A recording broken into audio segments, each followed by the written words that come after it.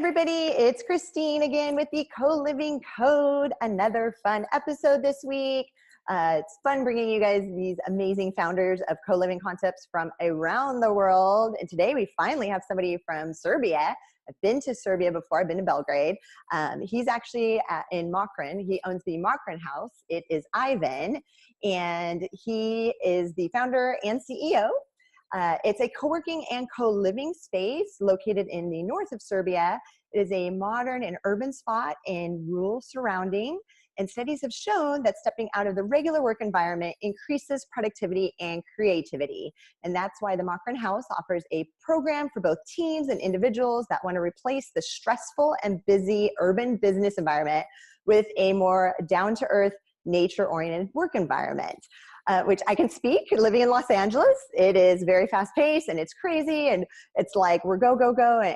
And it's exciting, but and I can speak on a just recent experience. We just went into the mountains for a conference in Utah, and for 4 days, it was very hard for me to unplug and do that. But after I did it, it changed. You feel the shift, right? You're in nature, you're away from the city. So let's launch right into that, Ivan. What made you start the Mokrin House? And you guys started May 2016, correct?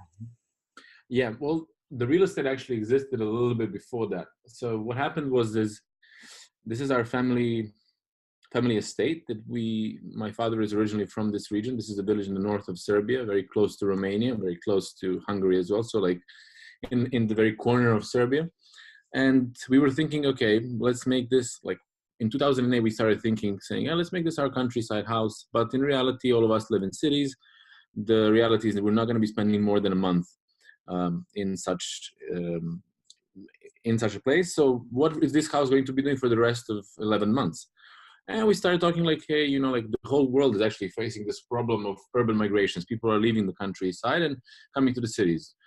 But we realized there might be a shift happening along, because now you can really work from anywhere in the world as long as you have a stable internet connection. So we were thinking, if you can work from anywhere, what is the main difference between the countryside and the cities? It's pretty much the content you provide. So it's pretty much what you can find in the cities, what you cannot find in the village. So we started thinking, hey, why do we shift this paradigm around and say, what if we bring the content to the village? And then we said, what if we bring something for young people? And if we're bringing something for young people, let's have young people make something for young people.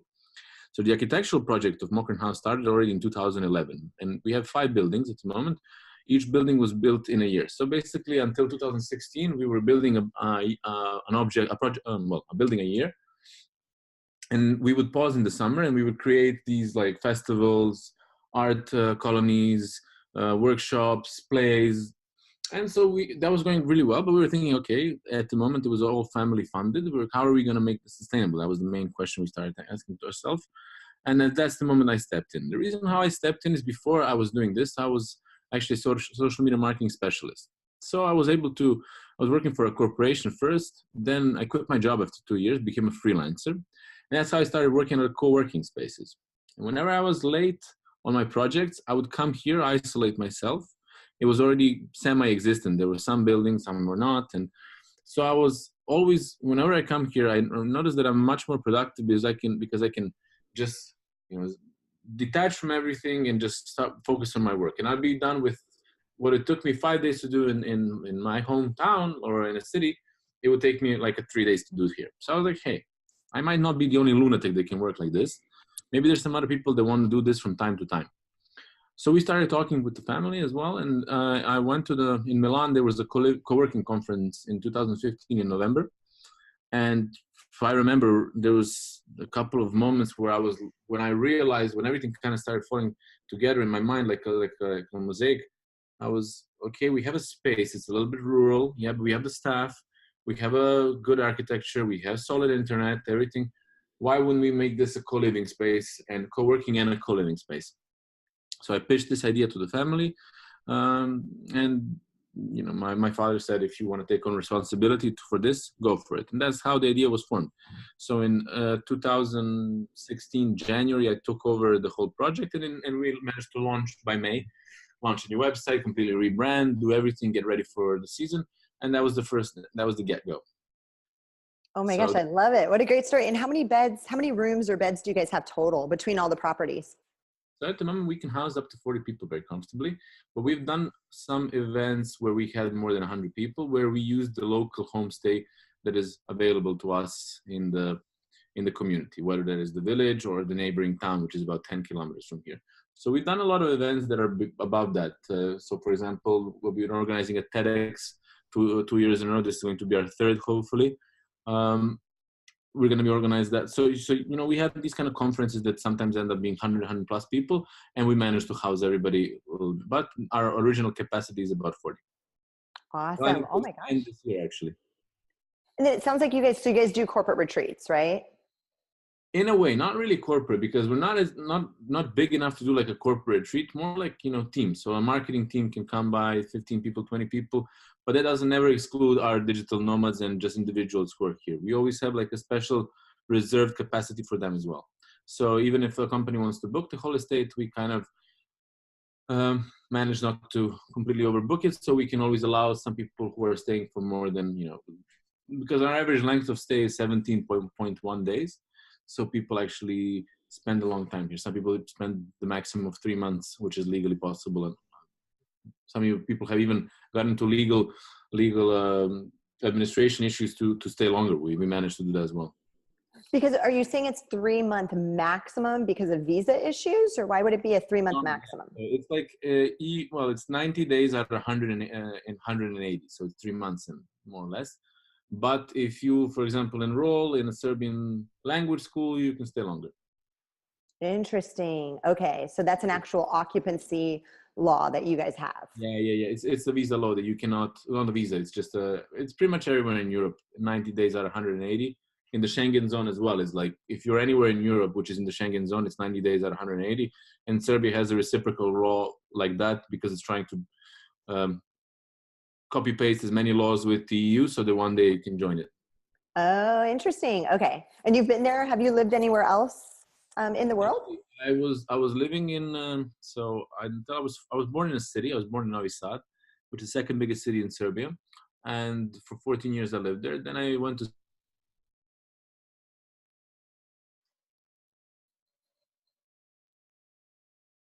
I was in can you hear me well? Yes. Mm-hmm. Yeah, I was in Spain for some time, and then I lived in Budapest, which is in Hungary. I spent some time.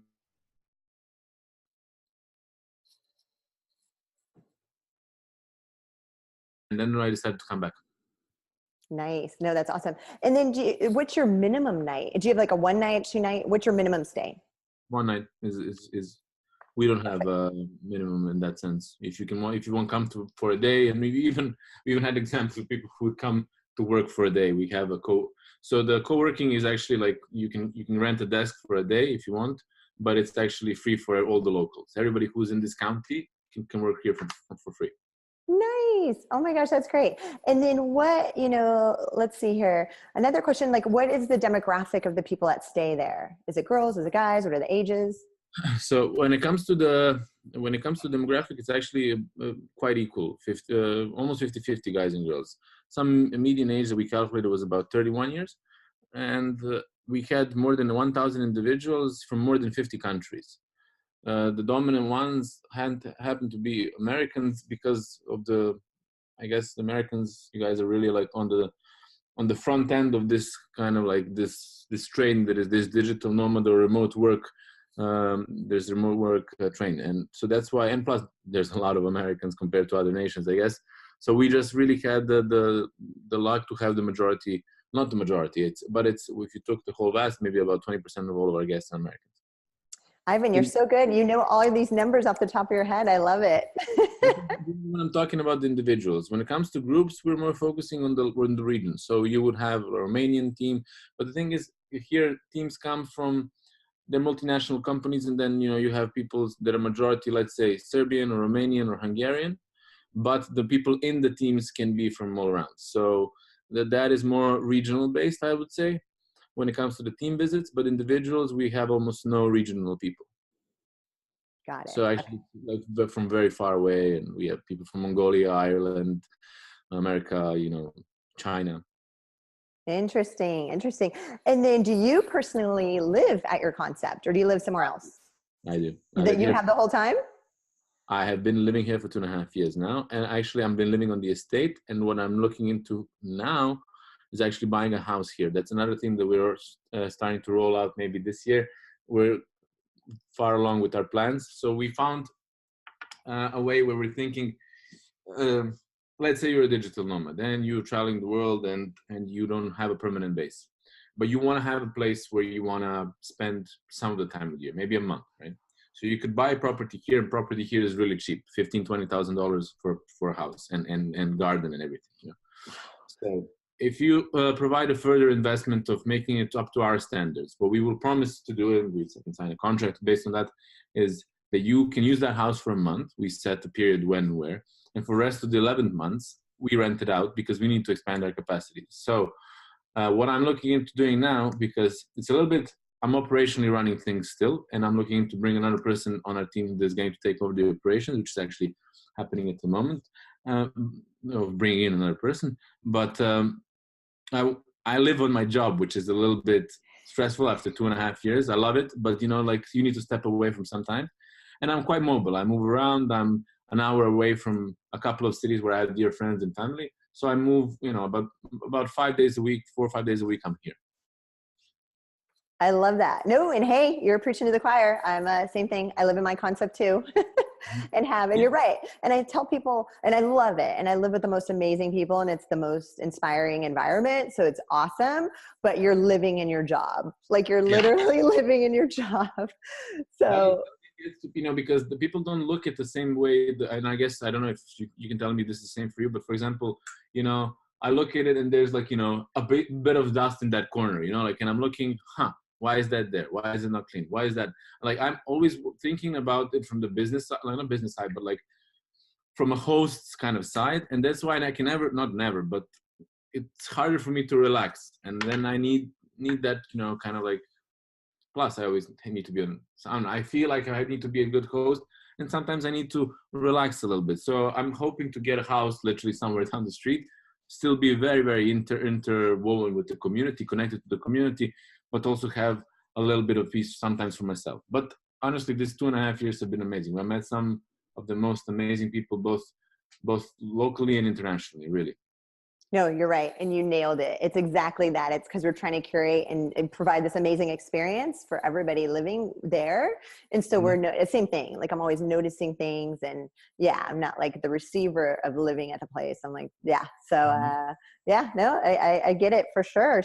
So let's see here. My next question is, you know, what sounds like you alluded to it already about the people. So is that your favorite part about running a co-living concept? There's two parts. I would definitely say people is one of them. And then the fact that where we are and how people shift when they come to a secluded area like this and living in the countryside and having the ability to live the modern life in the countryside are the two things that drive me. So definitely the people, but also definitely the fact that I don't know what traffic jams are anymore. I have my time on my hands way more than I did before.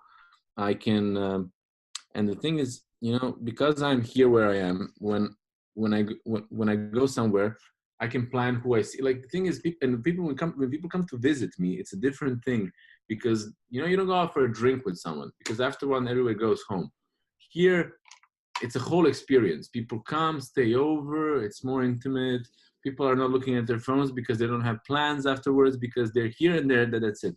That ability to just completely bring people out of that crazy environment the city provides, and then being able to just connect with them on a different level, it's something that I cannot appreciate enough. I honestly think, I hope that I will be running or be included in this project for a very, very long time, honestly. But even if I wasn't, I don't think I would go back to a city, living in the city anymore, honestly. Interesting. So those are two aspects, the people and that, I don't know, I feel like living in the countryside now, we have an organic farm here that you can go pick out your own fruit. You know, being a part of the small community, there's something that I think we've lost as a generation or as a whole global movement. We've lost that sense of community, and I regained it really because here the neighbor comes, and I heard this wonderful thing from a local neighbor who, when I was moving in, or like when I was just starting living here, she brought the cake over, and I was like, oh my God, I feel so uncomfortable. I don't know, I didn't know what to do. How do I respond? Like I was like completely out of my comfort zone. And I went out and like bought a bottle of wine and brought it to her family. And I said, hey, hi. He's like, I'm sorry. Hey, I don't know. And I was so uncomfortable.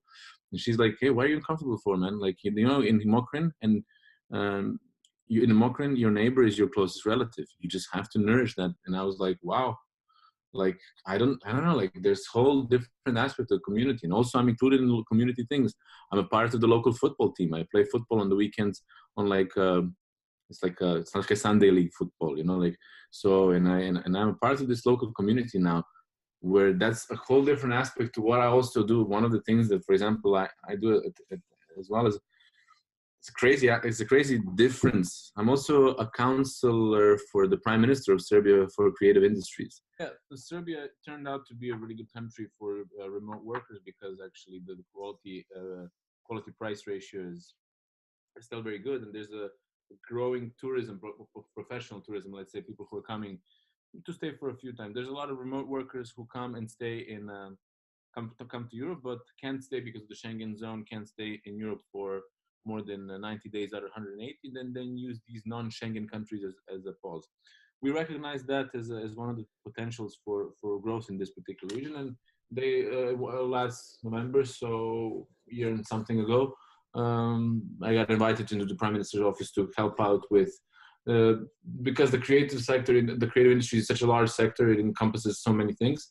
So there's representatives of festivals and other things, and I'm basically one of the representatives of the Coworking Coliving movement, and we're trying to make laws, I mean, to you know, kind of like corner the Serbian government to think about basically making everything easier for the foreigners to stay and work here. And do you guys meet? That's really cool. So do you go, is it in Belgrade? Do you go out to Belgrade to meet once a month? Yeah, basically once a month, and then depending on what are the different areas of the project, or basically different projects. If something is allocated to the festivals, other people do it. I don't get involved. If something is with the artists or the galleries, I don't get involved. But anything that's conference based, there's the remote workers and all of that, like that kind of IT, and then I'm included in that process. So, for example, we worked on bringing DLD conference here. So DLD is one of the biggest European conferences when it comes to tech. Like Zuckerberg spoke there, Sandberg, Lady Gaga, I don't know. So they do these salon versions all around the world, actually. They did one in Belgrade this year. I kind of helped coordinate that. And what it is that the government wants to focus on in making Serbia more attractive for people who are remote workers or digital nomads, I'm semi-included in that process. That is awesome. Oh my God, I love hearing that you have such an active role in your community on helping elevate. And like I said, Serbia is such an amazing place. I don't think it gets enough credit because a lot of people haven't been there yet to see how magical it is. The problem with Serbia is that it has a really negative recent history where people still haven't, and now maybe 20 years, 30 years have passed since the recent wars. And now people are kind of like considering to you know, as a potential tourist destination. Tourism is growing every year, and number of visitors is growing every year. Basically because it's still it's an interesting country, like all countries are, but it hasn't been on the radar for many people. So now hopefully it's going to be more and more. So let's see. And then Ivan, I know that you've told me before that you have a podcast, so definitely let everybody know about that so they can check it out. The podcast is in Serbian. It's called Sofra Sredom. It's actually the whole continuation of what we wanted to do. Is we have a lot of events here, as I said, for the local community. We wanted to bring in interesting people that have interesting stories from all around the world, from all around the region, to talk here in our small little community. And it's always like 30 people, 40 people that listen to the speaker come. It's just like a Sofra, and it's a Turkish word. It's basically a lower sitting. And Sredom means Wednesday. So every Wednesday, if somebody comes here, we sit down, we have tea, we talk. Like it's like this podcast, like you and I, like we're sitting down on a coffee, talking about life and general topics, like, you know, maybe something industry based, or maybe something completely different. And then we talk about, and we have people listen in, but we wanted to kind of have it so that more people can listen to it. So that's why we made a podcast. And yeah, we launched about a month ago or something like this, more or less. And yeah, it's going quite well. Love, love, love that. And then one other point we haven't talked about yet is technology. So like to run your operation there at Mokrin House, what are you guys using for bookings or for scheduling and events and all that fun stuff? Yeah, well, this is still, quite, we haven't found the right model for us. Still, we're using uh, pretty much regular tools like in our internal communication, we're using Slack, and here Viber is quite big, so Viber groups. And we're using, still Excel. The bookings, we have a system that works, but um, we tried a few softwares, but we didn't find the right solution. We're still uh, doing it because we have such a complicated system because we have both the rooms and the food and the drinks and the activities and tickets and everything. We haven't found one single system that helps us do everything because we also have a complicated tax system, and then that system needs to be incorporated with our tax system. It's quite, we're still using really basic technology in the sense Excel and some other custom made tools that we made for ourselves that we need. Got it. And then, oh, so talking about the food and the events, do you guys include that? So when somebody stays there at Mokrin House, do you guys, is it like a flat rate? Is there food included in events? Absolutely. We have, when you stay at Mokrin House, you have 3 meals included every day. And we have our small organic farm that is near 400 meters from our house. And you can even, in summers, we even have something called pick your own lunch, where you go to the house, the farm, and you just pick whatever is in the garden, and then you make your own salad for yourself if you want. Other than that, yeah, all the food is included, and the most of the events. If you're staying with us, even if there's like a fee for entrance on the event, you don't pay that fee. So it's we really try to focus to have really interesting content for our members. And do you guys ever invite the community in for your events, or is it just strictly the people staying there? I don't know. We really try to. There's some events that are not, that are only for our members, but the majority is, the vast majority is for all the members of the local community as well. So people who live in Mokrin or in the area, or you want to come and drive. We have fun, interesting events. We have people coming in from Belgrade and Novi Sad, which are about an hour and a half, 2 hours away. So, for example, when we organize a TEDx, we will have the majority of guests from the outside, meaning outside our local community. And yeah, we have a lot of camps, concerts, all these different things. People come from all around. And so, yeah, so it's, but we really try to create content for our local community and our members. This is our real focus. And then whoever comes from the side is more than welcome, but this is who we are aiming it towards primarily. Awesome. And then my question that I ask every single person, my last question of the interview is, Ivan, where do you see co-living just as a movement going in the future? Well, I think it's definitely going to be expanding. I think it's focusing on the urban areas. Definitely, there's going to be more and more co-living spaces because in some places because of the prices, in some places because people want to have community and don't want to be isolated. And I feel that there should be more spaces like Mokrin because not all people want to live in cities all the time. So I think in general, yes, the villages and smaller towns are decreasing and dying in a way, but there are going to be a few bright spots all across the globe where you could tap into the local community, and it's going to be quite niche, I believe.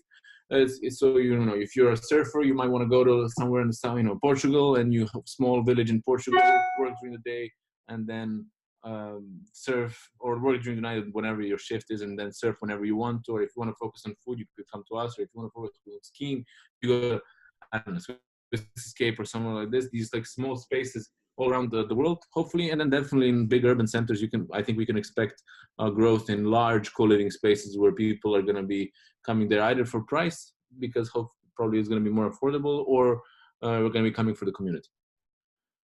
I love that. That is a perfect way to end. I'm definitely going to come visit, Ivan. To go out to a garden and pick your own lunch, like during the summer, like how awesome is that? That is amazing. And it'll give me a break from the crazy, Los Angeles city vibe.